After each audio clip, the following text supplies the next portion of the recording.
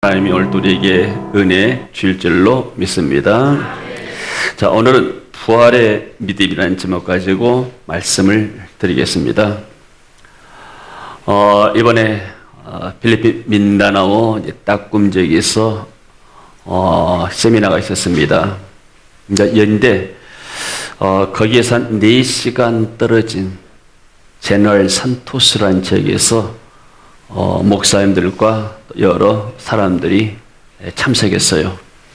차 3대로 동원해가지고 어떤 데는 4시간, 어떤 데는 5시간, 7시간 걸려서 이분들이 오는 거예요.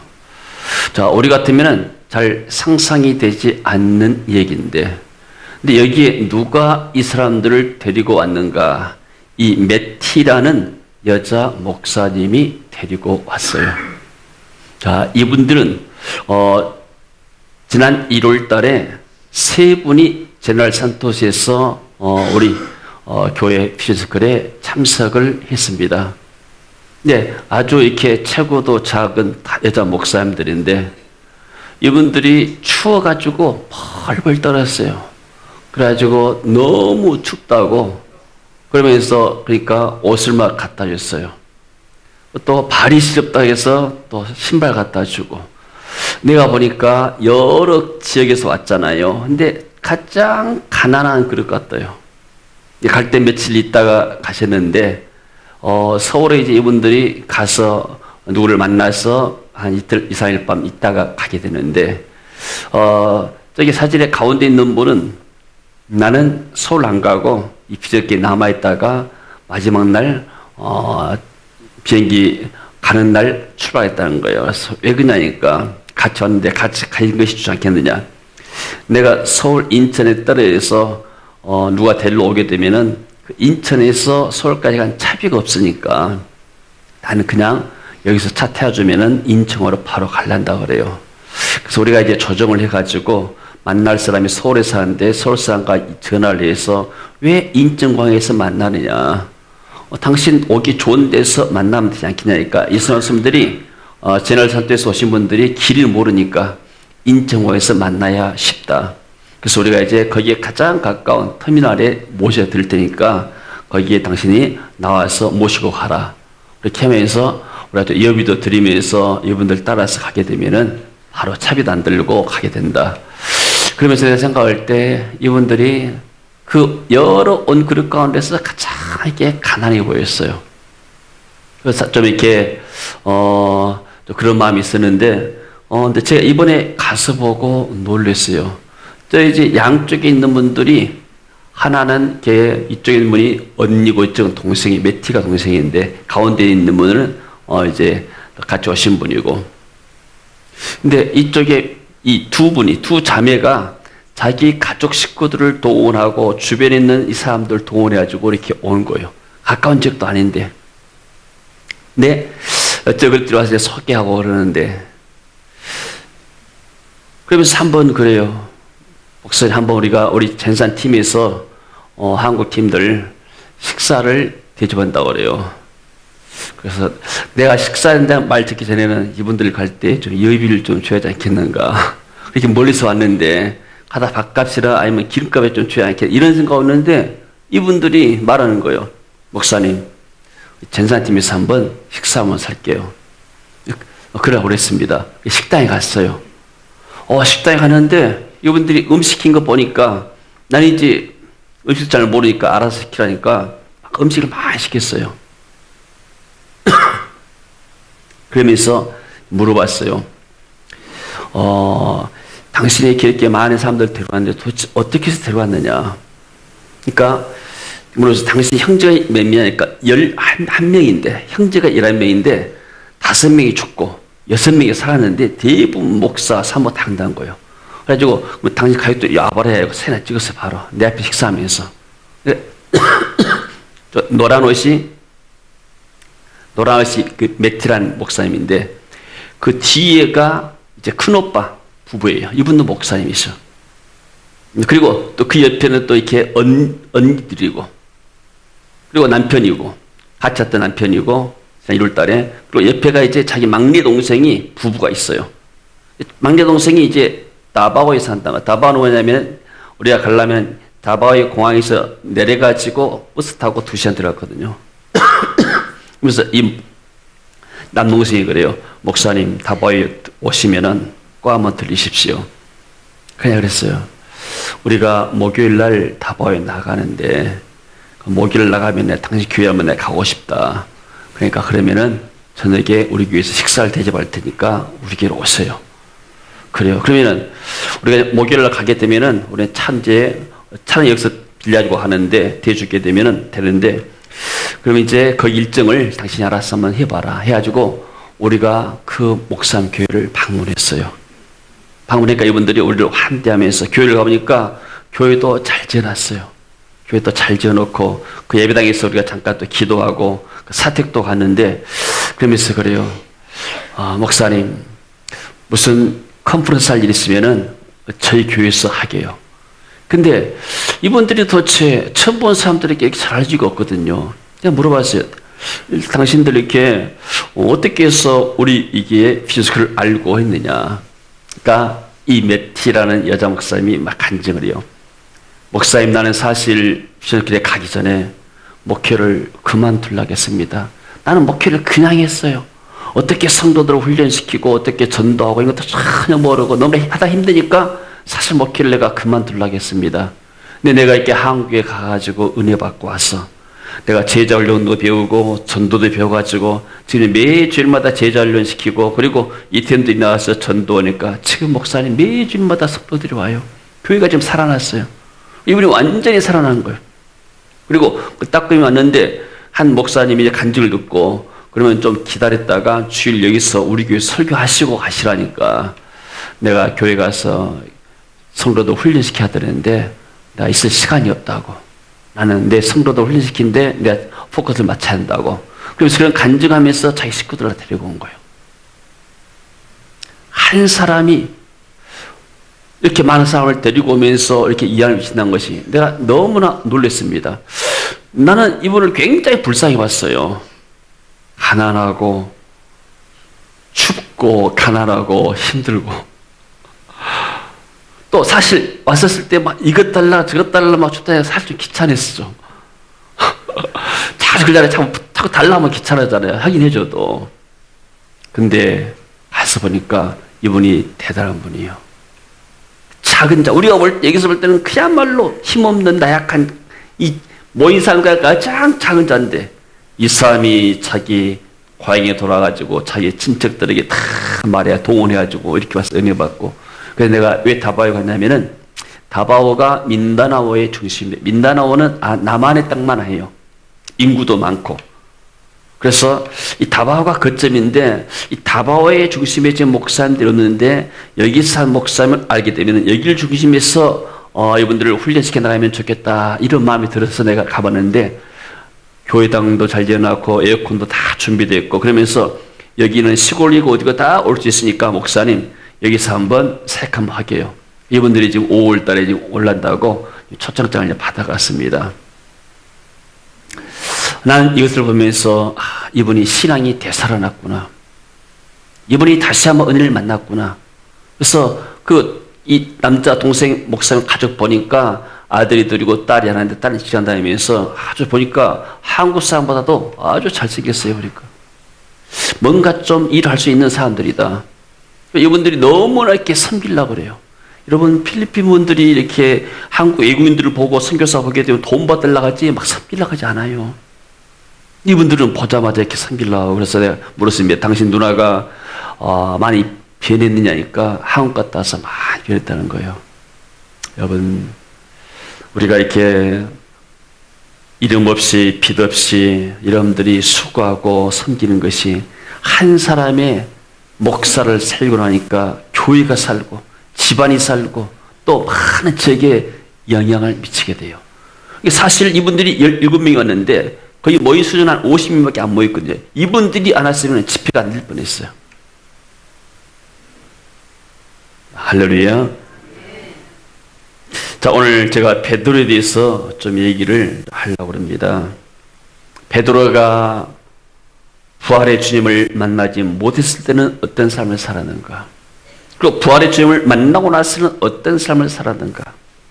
자, 베드로는 마태복음 16장 16절에서 보니까 살아계신 하나님의 아들이라고 예수님에 대해서 신앙을 고백했습니다.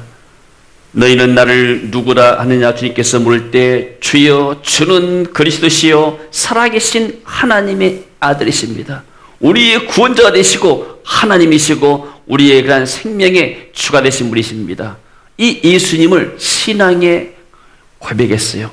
내 예수님이 내 구주십니다. 그리고 나는 주님을 위해서 살겠다. 예수님이 그랬죠. 나를 따라오너라. 내가 너로 하여금 사람을 낚는 어부가 되게 하였다. 그러니까 자기 직장을 그만두고 예수님을 따랐어요. 여러분 살만한 직장, 좀 할만한 직장, 거기서 이렇게 넉넉하게 월급 받아가지고 먹고 살고 있는데 그런 직장을 그만두고 예수님 따라가 봤자 날마다 얼굴 주고 다니잖아요. 미래가 어떻게 될지도 모르잖아요. 직장을 그만둔다는 것은 보통 결심이 아니에요. 이 베드로가 직장을 그만두게 되면 딸린 가족들이 먹고 살 수가 없는 거예요. 근데 그 예수님의 말씀을 듣는 순간에 믿음이 들어왔어. 배를 버려두고 직장을 버려두고 직장을 그만두고 예수님을 따랐어요. 그리고 나는 오직 이제 주님만을 위해서 살겠습니다고 고백한 사람이에요. 대단한 사람이죠. 근데 이 예수님이 어떻게 말씀하시는가? 나는 예루살렘에 올라가서 많은 사람들에게 고난을 받고 죽임을 당하고 제 3일 만에 내가 살아나겠다. 이런 말씀을 하시는 거예요. 베드로가 놀란 거예요. 아니 예수님 돌아가시면 어떻게 됩니까? 누가 예수님을 죽입니까? 절대 그런 일이 있을 수가 없습니다. 그때 예수님께서 말씀하시기를 사탄아 내 뒤로 물러가라. 너는 나를 넘어지게 하는 자로다. 내가 하나님의 일을 생각하지 않냐고 도리어 사람의 일을 생각하는도다. 베드로는 예수님이 십자가에 죽고 부활한 사실을 들었지만은 믿지를 못했어요. 예수님 돌아가시면 어떻게 됩니까? 그러니까 오직 주님만 위해서 살겠다고 나선 사람인데, 그리고 예수님이 말씀했습니다. 너희들이 다 나를 부인할 것이다. 그때 베드로가 말합니다. 마태복음 26장 33절에 보니까 모두 주를 버릴지라도 나는 결코 버리지 않겠습니다. 이 모든 사람들이 다 주님을 부인하더라도 나는 절대 주님을 부인할 수가 없습니다. 그런데 26장 34절 보니까 내가 진실로 내게 이르노니 오늘 밤 닭 굴기 전에 내가 3번 나를 부인하리라. 예수님께 벌써 예를 해놨습니다. 그러니까 마태복음 26장 74절에 26장 29절에 보니까 베드로가 바깥들이 앉았더니 한 여종이 나왔을 때 너도 갈릴리 사람 예수와 함께 있었도다. 26장 70절 같이 한번 읽어볼까요? 마태복음 26장 70절. 자, 같이 한번 읽어봅니다. 베드로가 모든 사람 앞에서 부인하여 이르되 나는 내가 무슨 말을 하는지 알지 못하겠노라. 70절. 14절 보니까 그가 저주하여 맹세하되 나는 그 사람을 알지 못한다 하니 곧 닭이 울더라. 자, 많은 사람들 앞에서 나는 결코 예수님을 부인하지 않겠습니다. 다른 사람은 다 부인한다 하더라도 나는 예수님을 부인하지 않겠습니다. 그런데 그 맹세한 사람이 자기가 예수님을 3번이나 부인했습니다. 여러분, 그럴 때 베드로의 마음이 어떻게 됐을까요? 자기는 모든 것을 버려두고 예수님을 따랐습니다. 예수님이 돌아가신다 할 때 돌아가시면 안 됩니다. 말렸습니다. 그리고 예수님께서 너희들이 나를 다 부인할 것이다 하는데 나는 결코 예수님을 부인할 수가 없습니다. 나는 예수님과 더불어서 살고 더불어 죽고 나는 예수님 가신 곳에 어딘지 가겠습니다. 이렇게 호언장담했던 사람이에요. 모든 베드로의 희망이 예수님이셔요. 근데 그 예수님이 십자가에 죽기 전에 붙잡혔단 말이에요. 베드로 마음속에 뭐예요? 두려움이 들어왔어요. 여러분, 사람의 두려움 가운데 가장 큰 두려움이 뭡니까? 여러분은 어떤 두려움을 갖고 있습니까? 미래에 대한 두려움, 돈 걱정, 아니면 자녀들 걱정, 아니면 건강 걱정, 여러 가지 다 두려움들이 있습니다. 근심이 있고 두려움이 있고 가장 큰 두려움이요, 죽음에 대한 두려움이에요. 죽기를 각오하고 달란 사람은 이길 수가 없는 거예요. 죽음이 제일로 인간에게 두려운 거예요. 왜 베드로가 예수를 부인했을까요? 자기도 예수님을 신했다가는 잡혀 죽을 것 같으니까 죽음이 두려워서 예수님을 부인하는 거예요. 여러분, 베드로만 예수님을 부인할까요? 우리 자신의 삶은 어떨까요? 우리도 날마다 예수님을 부인하는 삶을 살지 몰라요.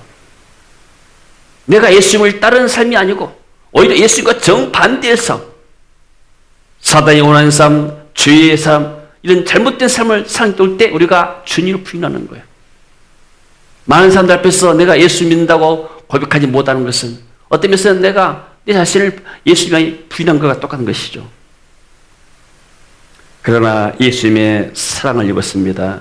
그런 세 번이나 부인했던 베드로에게 요한복음 21장 17절에 보니까 예수님께서 찾아오셔서 말씀하십니다. 세 번째 시대 요한의 아들 시몬아, 내가 나를 사랑하느냐 하니 주께서 세 번째 내가 나를 사랑하느냐 하심으로 베드로가 근심하여 이르되 주님 모든 것을 아시오매 내가 주님을 사랑한 줄을 주님께서 아시나이다. 내 양을 먹이라. 그렇게 실패한 베드로에게도 주님은 다시 찾아오셨어요. 여러분, 우리가 의로워서 하나님 믿는 게 아니에요.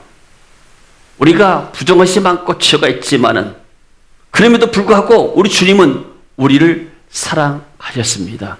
할렐루야. 우리가 어렸을 때부터 착하게 사니까 참 너는 내 마음에 들게 착하게 산다 해가지고 주님이 나를 선택해서 그런 것이 아니에요.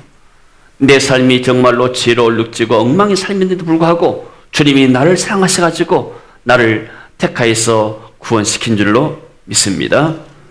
할렐루야.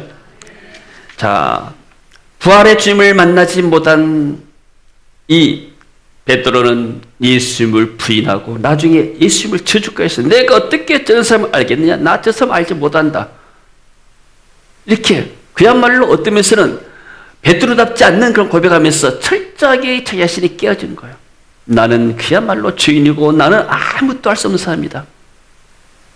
그럴 때 부활의 주님이 이 베드로에게 나타나서 말씀합니다. 사도행 1장 4절에 보니까 사도와 함께 모이사 같이 한번 읽어볼까요? 사도행 1장 4절. 사도와 함께 모이사 그들에게 분부하여 이르시되 예루살렘을 떠나지 말고 내게서 들은 바 아버지께서 약속하신 것을 기다리라. 자, 부활의 주님이 나타났어요. 부활의 주님이 나타나서 베드로를 만났습니다. 이 베드로와 제자들이 얼마나 놀랐겠어요. 아니, 십자가에 죽으신 분이 어떻게 살아나셨는가? 여러분, 죽었다가 살아난 것이 인간의 이성으로서는 이해가 안 되는 거예요. 죽으면 그걸로 끝나는 거예요. 죽은 지 3일이나 되는데 무덤에서 부활해서 주님이 나타나셔서 제자들에게 나타나신 거예요. 베드로 마음속에 뭐가 들었을까요? 사람이 죽어도 사는 것이구나. 죽음을 만약 우리가 극복할 수 있다면 우리는 어떤 두려움도 두려워하지 않을 수 있어요. 아멘.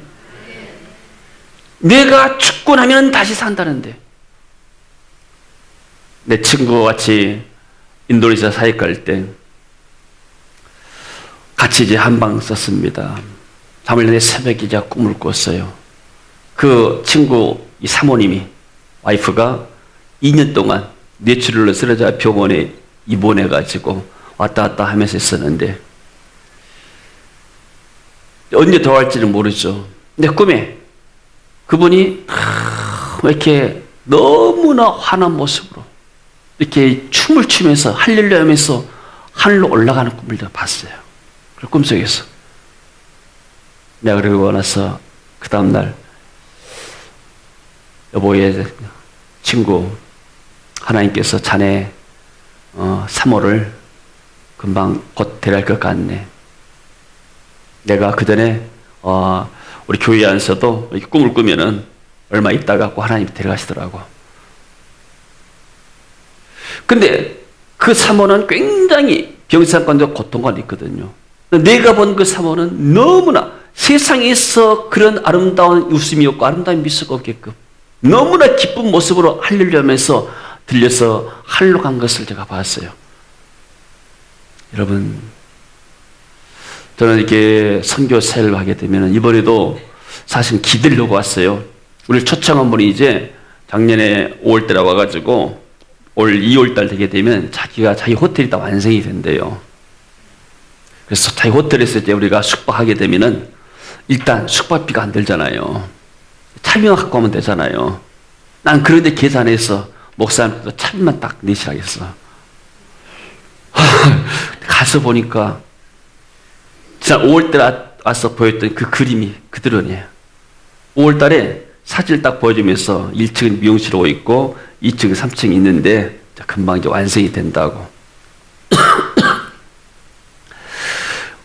밤에 한 11시나 이제 그 식사가 끝나고 그때 또 도착했는데 나한테는 참 어쩌자면 목사님 미용실 홀에다가 매트 놓으니까 여기서 주무세요 그래요.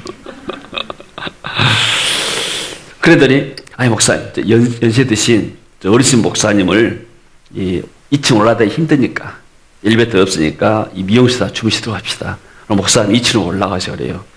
그래서 제가 같이 갈 안 목사님한테 목사님 2층 힘드시니까 미용실 이쪽에서 이렇게 주무시라고 하네요. 안에 들어가 보니까 침대가 3개 있어가지고 머리 말리고는 그런 장소가 있더라고요. 내가 볼 때는 아니 호르스 한 것보다 안에 자면 좋지 않냐니까 침대가 아니에요 그것이. 근데 이 목사님이 이렇게 총회 활동도 하시고 아주 이렇게 여러 가지 많은 선교 활동도 하시는 분인데 사모님 같이 오셨는데 나 여기서 못 자겠네. 그래서 그러면 목사님 2층으로 올라갑시다. 2층 가니까 방이 딱 2개예요. 하나는 이 매트만 있는데 그냥 매트만 깔아놓은 거 2개 있는데 2사람 자겠더라고. 근데 거기는 선풍기만 있지 에어컨이 없어. 화장실도 없고 또 한 군데는 이제 에어컨을 만들어 놓고 옆에 화장실이 있어요. 그래서 목사님 그래도 여기가 에어컨 나오고 화장실 있고 딱 2분 쓰기 괜찮겠네요. 여기서 주무시라고 했어요. 그래도 여기 한번 들어가 보더니 아무래도 안 되겠네. 그러니까 풀려라는 그 여자 목사님 그 목사님 우리 집에 방이 있으니까 우리 집 모시고 갈게요. 방이 몇 개 있냐니까 2개 여유가 있대요. 그래서 그러면 연세 대신 안 목사 이 목사님 부부를 내가 보냈어요. 보냈는데 내가 이제 이쪽에 잘라 보니까 같이 이준 목사님 같이 잘라 보니까 이 목사님 먼저 가서 샤워하시고 들어가시니까 샤워를 들어갔는데 물이 안 나온 거예요. 물이 안 나왔다니까 바켓으로 따다줘. 그래서 아무래도 안 되겠다고. 그래서 필리핀 마니아 목사님 팀 5명이 왔거든요. 마니아 목사님 우리가 이렇게 살 테니까 목사님이 딴 데 가시라고. 그래서 거기 가서 호텔 가보니까 가까운 데 호텔이 있더라고요. 호텔 하니까 벌써 이제 같이 갔던 안 목사님 부부는 그 호텔에 와 계셔 벌써. 자기도 도저히 못 자겠다고. 그리고 마니아 목사는 하룻밤 전화해서 물이 안 나서 못 자니까 그 다음 일로 딸이 호텔로 갔어요. 불편된 사람에는 빨리 한국 오고 싶어요. 그치 한국이 항상 좋다 하잖아요. 근데 호텔을 갔는데 호텔이 창문이 하나도 없어. 창문이 에어컨만 달랑 박스 에어컨이 있고. 근데 이준 목사님도 몸이 안 좋기 때문에 에어컨 틀면은 기침하고 안 틀면은 답답하고. 그래도 목사님 에어컨 안 뜨고 땀 흘리는 게 상당히 좋아요. 그러니까 굉장히 이렇게 천장도 낮고 오니까 굉장히 답답해요. 창문도 없고. 자, 세상이 이와 똑같은 거예요. 세상에 살 때 아무리 좋은 장소와 집에 산다 하더라도 이 세상이 완전한 것은 없는 거예요. 그러나 우리가 이 땅에서 죽음을 통과하고 우리가 하나님 나라 가게 되면 거기는 불편한 것도 없고 죄도 없고 슬픔도 없고 눈물도 없고 고통도 없고 영원한 기쁨의 장소가 있는 줄로 믿습니다.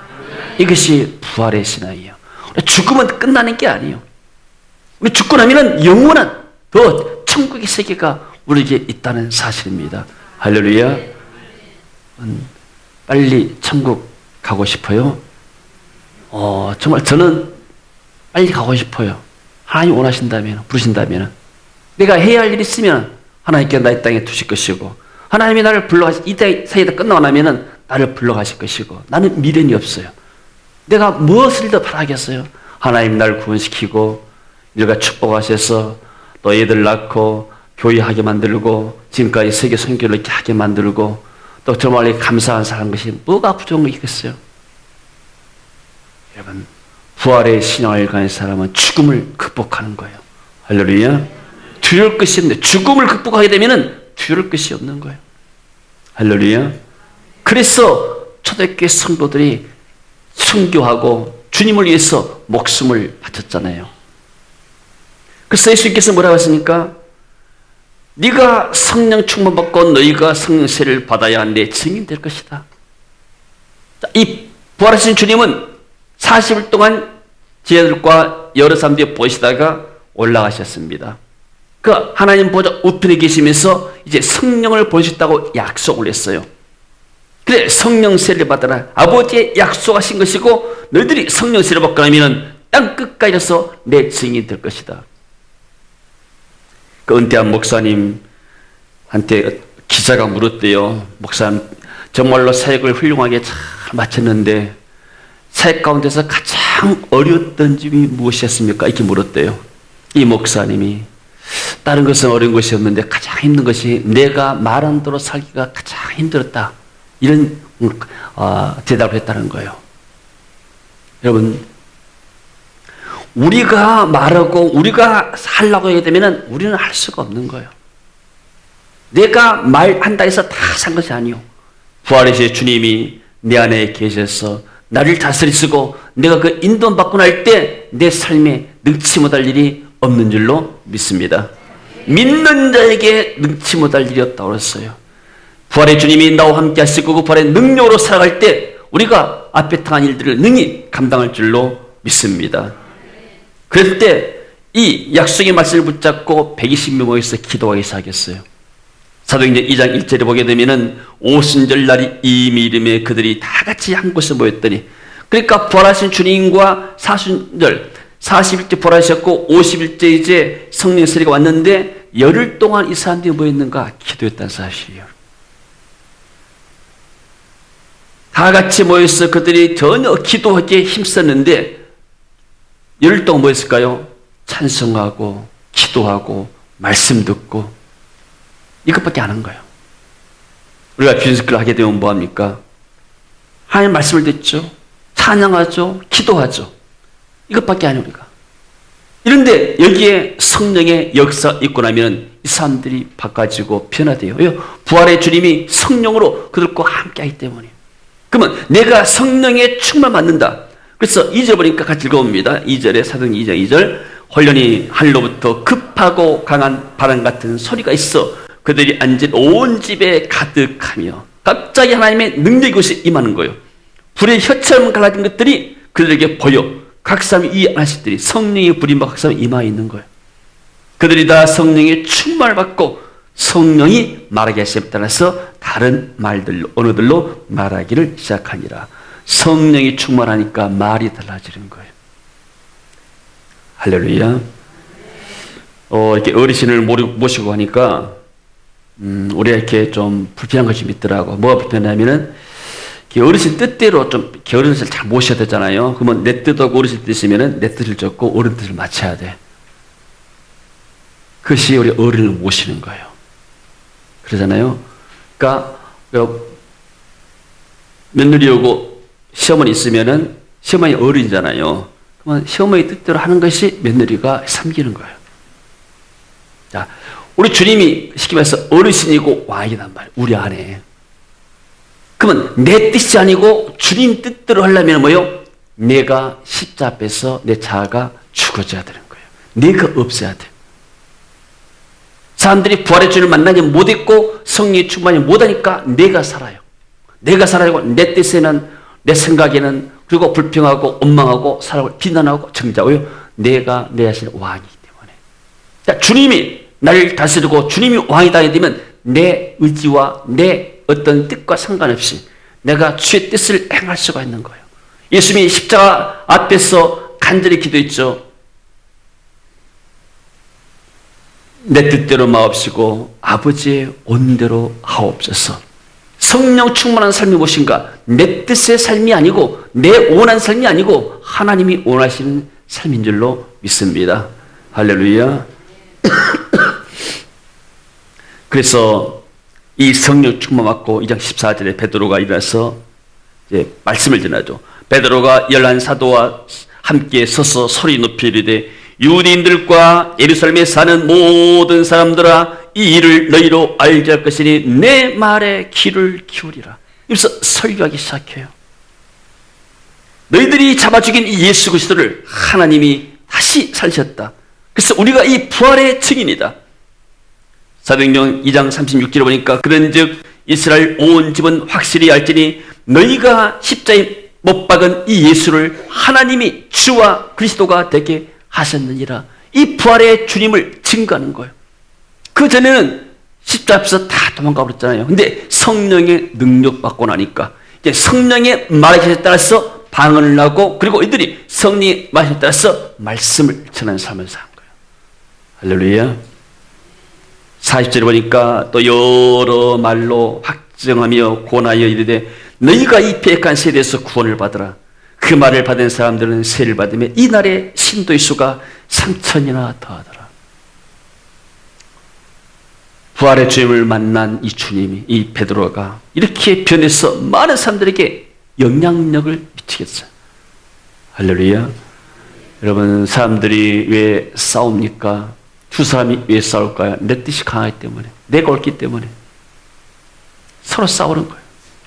그러나 내가 주인이 아니고 주님이 내 주인이고 우리 가정과 우리의 교회와 우리의 삶 가운데서 주님이 다스린다 하게 되면 우리는 싸울 일이 없는 것이요. 주님의 뜻은 하나이기 때문에. 자, 그러면 부활의 주님을 만난 성도들의 삶은 어떤 삶을 살았을까요?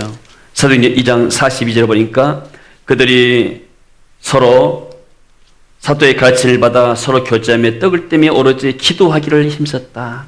사도의 가르침을 받았다. 사도들이 그런 지시를 받고 그리고 그들의 말씀을 받았던 거죠. 그리고 서로 성도들이 그리스도 안에서 교제하고 그리고 오직 기도하기를 힘쓰는 삶. 왜 기도했을까요? 성령 충만한 삶을 위해서. 여러분, 성령 충만은 한 번 받아서 끝나는 것이 아니에요. 주님이 계속해서 내 마음을 다스릴 줄로 믿습니다. 할렐루야. 그리고 사람마다 두려워하는데 사도들을 말미암아 기사와 표적이 많이 나타나니 믿는 사람들이 다 함께서 모든 물건을 서로 통용하고 재산과 소유를 팔아 각 사람의 필요를 나눠주고. 이렇게 어르신 목사를 모시고 하니까 별 것이 많아요. 말씀 한마디 하기가 다 명언이더라고. 돈은 쓰면은 재산이고 안 쓰면은 유산이다. 이런 엄청난 얘기 하시더라고. 따라서 돈은 쓰면 재산이고 안 쓰면 유산이다. 유산 남기면 자녀들이 싸운다. 그래서 딸들이 이렇게 아빠 달달이 받는 거 있으면은 하나도 남기지 말고 다 쓰세요. 집도 잡혀가지고 다 쓰고 하세요. 사모님 생각이 들리더라. 그래도 집은 아들 주고 해야지. 사모님 생각이 달라. 집은 그래도 아들 줘야 한다는 거예요.